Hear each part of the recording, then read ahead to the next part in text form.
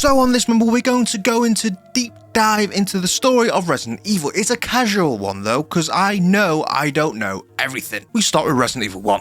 Spencer's Mansion, the OG, the one that is kind of forgotten. This is where technically the infection starts in this mansion, even though pretty sure it's blown up at the end.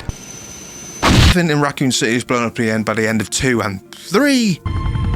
Location 0. This is what happens, shit happens there, and then it's next to Raccoon City, and then it goes into Raccoon City, starting the true apocalypse. And we go on as Leon and Claire, the underrated one, I would say. I left out a Claire thing that probably won't be part of this one. It could be, my theory it could be, but we also have the glasses guy, Albert Wesker, what is a massive part of the Resident Evil 1 because you have Umbrella, what is the whole corporation that makes all the zombies. Technically it is a medical thing, but actually turned out to make weird experiments of different viruses and weaponizing these viruses what turned into zombies. Still with me? Albert Wesker then turns against him because he's trying to get the virus and will be a big part of all the other games. So then we go forward to Resident Evil 2. As I've said, this is where it all kicks off. Without further ado, that whole place is nuked because of the zombie apocalypse. And then in 3, the same thing kind of happens in the same area, and then you introduce the nemesis, you have different big beings, you have the thing following you.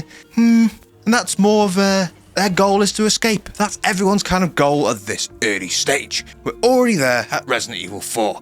I know, we've glossed over so many different things, but that's it really. A zombie apocalypse starts, nuke, bleh. But then Umbrella spreads like a virus. In Resident Evil 4, we have the president's daughter has been abducted by a village, and then Leon, now Big Bad Leon, for some reason they haven't done anything with Claire, even though she did exactly the same as Leon, and we go into the village, arguably one of the best Resident Evil games, and we fight through the village, get the daughter, we escape.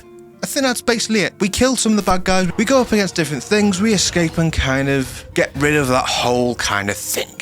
Even though looking at Resident Evil 9, it looks like it could be a problem still, because technically Leon does get infected. The present daughter kind of gets infected as well. Now we jump to Resident Evil 5, and the virus is spreading in different areas, and there's a task force, and that's kind of what Resident Evil 6 is as well, but it is more, the virus is spreading and you have to stop it with your team of badasses. This steps away from the horror, hasn't really been the blueprint of the story for a while, and that's kind of the end of the zombie apocalypse.